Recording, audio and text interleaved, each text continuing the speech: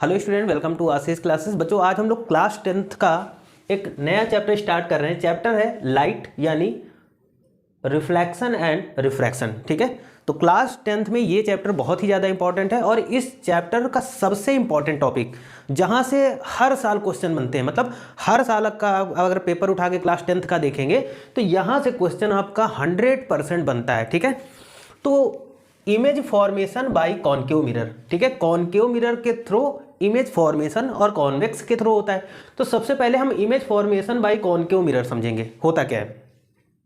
मैं एक एक इमेज को आपको बहुत ही अच्छे से समझाऊंगा। इन इमेज को आप अपनी कॉपी पर नोट कर लीजिएगा क्योंकि क्लास 10th बोर्ड एग्जाम में यहाँ से क्वेश्चन 100% आएंगे। ठीक है, लेकिन उससे पहले अगर आप हैं क्लास 10th में और लाना चाहते हैं बहुत ही अच्छे नंबर, तो एडुका जोन पब्लिकेशन लाया है आपके लिए क्लास 10th के सैम्पल पेपर।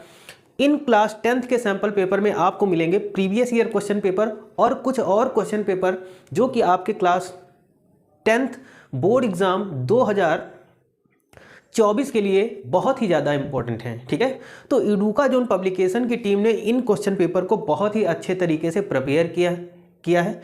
तो आज ही जाके परचेज कीजिए एडुका जोन पब्लिकेशन के क्लास 10th के sample paper. In sample paper को सॉल्व करने के बाद आपको एक भी डाउट नहीं रहेगा, यानी इन क्वेश्चन पेपर को सॉल्व करने के बाद सारे क्वेश्चन आपको इन्हीं सैम्पल पेपर से देखने को मिलेंगे।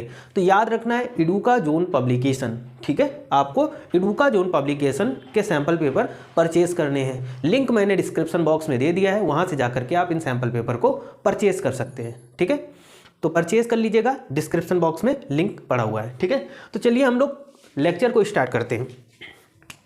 देखो बच्चों, पहली इमेज फॉर्मेशन आती है कि when object present at infinity. जब ऑब्जेक्ट इन्फिनिटी पर हो तो उसकी इमेज कैसी बनेगी, है ना। तो देखो ये हमारे पास क्या है, कॉनकेव मिरर है। अब हमसे कंडीशन ये रखी गई है कि अगर ऑब्जेक्ट इन्फिनिटी पर है, अब इन्फिनिटी पर है तो हमें नहीं पता कि ऑब्जेक्ट इन्फिनिटी पर कहाँ है, लेकिन इन्फिनिटी पर है। तो जब इन्फिनिटी पर ऑब्जेक्ट होगा तो एक रेज आएगी इन्फिनिटी से, कहाँ से होकर जाएगी, ये फोकस से होकर जाएगी। ये प्रिंसिपल एक्सिस है, ये फोकस है और ये सेंटर ऑफ कर्वेचर है, ये पोल है। ठीक है, तो जब इन्फिनिटी पर है तो एक रेज ये इन्फिनिटी से आएगी और फोकस से होकर जा करके यहाँ जाएगी और यहाँ से रिफ्लेक्ट हो जाएगी और ये इस तरीके से आएगी। दूसरी रेज जो आएगी बच्चों वो सेंटर ऑफ कर्वेचर, ये भी इन्फिनिटी से आ रही है और सेंटर ऑफ कर्वेचर से आने के बाद जिस रास्ते से आएगी देखो उसी रास्ते से ये वापस जा रही है। ठीक है, और ये दोनों एक दूसरे को कहाँ पे कट कर रही हैं, तो ये फोकस पर एक दूसरे को कट कर रही हैं। ऑब्जेक्ट इधर है और इमेज कहाँ बन रही, फोकस पर, ये इमेज बन रही है। तो देखो यहाँ पर कैसी है, एक तो रियल इमेज बनेगी, पहली कंडीशन। ये जो इमेज बनी है वो कैसी इमेज है, वो रियल इमेज है ना। दूसरी चीज़ इन्वर्टेड है, इन्वर्टेड मतलब उल्टा बनेगी। भाई ऑब्जेक्ट यहाँ इधर की ओर रखा है तो इमेज इसकी कहाँ बनेगी, यही तो बननी, उल्टा तो बननी। तो इमेज कैसी बनेगी, इन्वर्टेड बनेगी। स्मॉलर देन ऑब्जेक्ट, तो ऑब्जेक्ट से छोटी इमेज बनेगी, स्मॉलर देन ऑब्जेक्ट बनेगी। उसके बाद में एट फोकस कहाँ बनेगी, तो आपको दिख रहा है ये फोकस पर इमेज बनेगी। याद हो गया होगा, कॉपी में नोट कर लीजिएगा। सेकंड कंडीशन आती बच्चों, when object present between infinity and centre of curvature. अब अगली कंडीशन क्या दे दी गई कि जब ऑब्जेक्ट हमारा इन्फिनिटी और सेंटर ऑफ कर्वेचर के बीच हो। ठीक, तो हम ये डायग्राम बना लेते हैं। ठीक है, अब ऑब्जेक्ट यहाँ पे रखा है, ठीक है, ये ऑब्जेक्ट रखा है, ये सेंटर ऑफ कर्वेचर है और ये इधर क्या है, इधर इन्फिनिटी हो जाएगा। तो इन्फिनिटी और सेंटर ऑफ कर्वेचर के बीच में जब ऑब्जेक्ट रखेगा तो पहली रेज ये क्या जाएगी, प्रिंसिपल एक्सिस के पैरेलल गई, ये प्रिंसिपल एक्सिस के पैरेलल गई और प्रिंसिपल एक्सिस के पैरेलल के बाद में यहाँ पे रिफ्लेक्ट होके क्या आ गई, रिफ्लेक्ट होके ये फोकस से होकर जा रही है, ये फोकस से होकर जाएगी। और दूसरी जो रेज जाएगी वो सेंटर ऑफ कर्वेचर से जाएगी, ये सेंटर ऑफ कर्वेचर से जा रही है। तो ये जो सेंटर ऑफ कर्वेचर से जाएगी ये यहाँ पर एक दूसरे को कट कर रही है ना। और ये जो सेंटर ऑफ कर्वेचर से जिस रास्ते से जाती है उसी रास्ते से वापस आ रही, मतलब इधर से गई और यहाँ से टक्कर खाने के बाद में ये वापस आ गई। तो देखो ये दोनों एक दूसरे को कहाँ काट रही हैं, इस पॉइंट पर काट रही है। ऑब्जेक्ट यहाँ पर, तो इमेज कहाँ बनना, यहाँ बनना, यहाँ मतलब सेंटर ऑफ कर्वेचर और फोकस के बीच में इमेज बनना, कहाँ बनना। तो सबसे पहले देखो कंडीशन क्या होगी, इमेज कैसी बनेगी, तो इमेज रियल बनेगी, ये आपको पता है। दूसरी चीज़ इन्वर्टेड बनेगी, ऑब्जेक्ट ऊपर है नीचे पलट जाएगी, मतलब उल्टा बन रही। तीसरी चीज़ डिमिनिश्ड का मतलब होगा कि ऑब्जेक्ट से छोटी इमेज बनेगी, है ना। और बिटवीन एफ एंड सी, तो फोकस और सेंटर ऑफ कर्वेचर के बीच में इमेज बननी। तो समझ में, इसको भी आप कॉपी पेन लेकर के कॉपी में नोट कर लीजिएगा, क्योंकि ये बहुत इंपॉर्टेंट है क्लास 10th के लिए, है ना। आगे देखो, थर्ड नंबर कंडीशन आती है कि when object present at centre of curvature. देखो बच्चों, जब ऑब्जेक्ट सेंटर ऑफ कर्वेचर पर हो, तो ये हमारी प्रिंसिपल एक्सिस है, ठीक, ये प्रिंसिपल एक्सिस है, ये एफ है ना, और ऑब्जेक्ट कहाँ रखा है, यहाँ पर रखा, मतलब सेंटर ऑफ कर्वेचर पर। तो देखो सेंटर ऑफ कर्वेचर पर जब ऑब्जेक्ट रखा जाएगा बच्चों, तो ये एक तो प्रिंसिपल एक्सिस के पैरेलल जाएगी रेस, ये गई, और जाने के बाद ये रिफ्लेक्ट हुई, तो ये फोकस से होकर के इधर चली, ठीक। उसके बाद में एक रेस जाएगी कहाँ से, फोकस से ये गई, और जाने के बाद में ये रिफ्लेक्ट हो गई, तो ये रिफ्लेक्ट होकर एक दूसरे को कहाँ पर कट कर रही हैं, तो ये कट कर रही हैं सेंटर ऑफ कर्वेचर पर, ठीक है, सेंटर ऑफ कर्वेचर पर ये एक दूसरे को कट कर रही हैं। तो देखो कैसी होगी इमेज, पहली बात रियल बनेगी, दूसरी इन्वर्टेड बनेगी। तो ऑब्जेक्ट अगर इधर है तो इमेज कहाँ बननी, इधर नीचे की ओर बननी, ये ऑब्जेक्ट ऊपर की ओर है तो इन्वर्टेड होगी।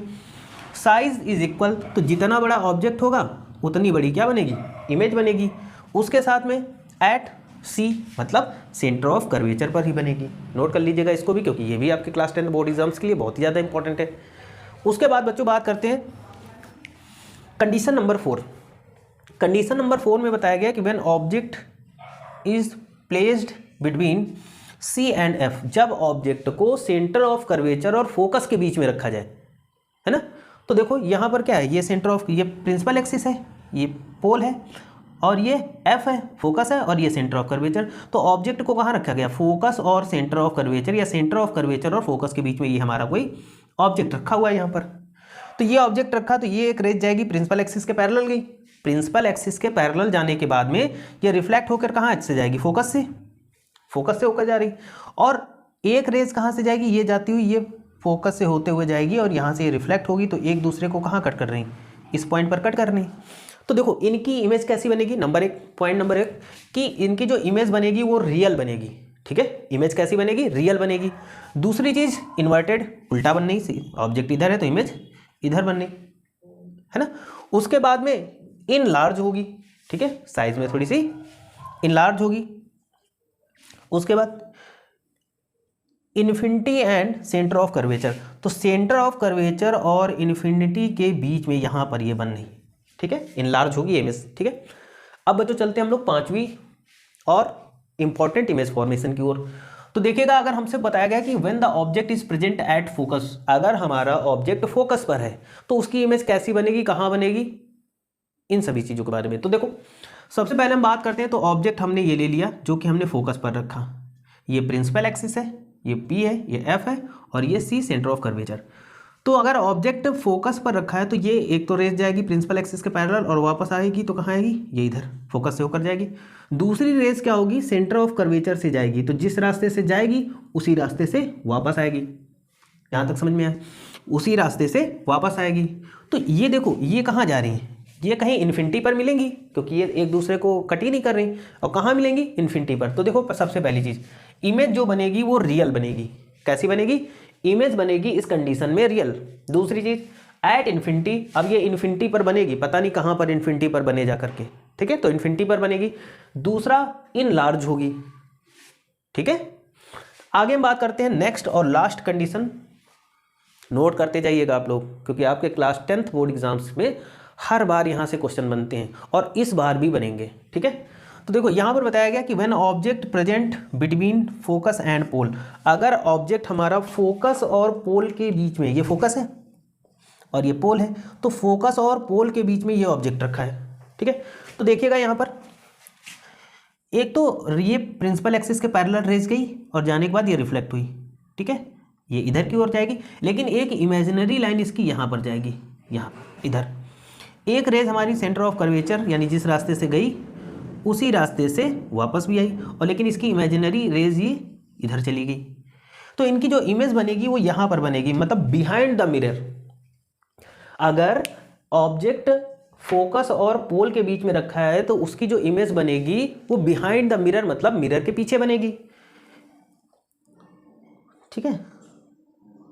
वर्चुअल बनेगी, वर्चुअल का मतलब आभासी बनेगी, ठीक है। अभी तक रियल बन रही थी, लेकिन यहां पर जो इमेज बनेगी वो वर्चुअल, देखो ना डॉट से यहां पर इंडिकेट किया गया, तो ये इमेज जो बनेगी वो कैसी बनेगी, वर्चुअल बनेगी। इरेक्ट बनेगी, है ना, बिहाइंड द मिरर और इनलार्ज बनेगी। ठीक है, तो ये हमारी 6 कंडीशन है जो कि क्लास 10th बोर्ड एग्जाम्स के लिए बहुत ही ज़्यादा इंपॉर्टेंट है और 2024 बोर्ड एग्जाम में यहाँ से क्वेश्चन बहुत ही ज़्यादा पूछे जाएंगे। तो सभी को नोट कर लीजिएगा और नोट करने के बाद में आप यहाँ पर हो सकता है कुछ रेज हमसे टेढ़ी रह गई हों, आप लोग स्केल वगैरह का यूज़ करके बहुत ही अच्छे तरीके से इनको बनाइएगा। ठीक है, तो आज के लिए इतना ही रखते हैं। Thank you for this class.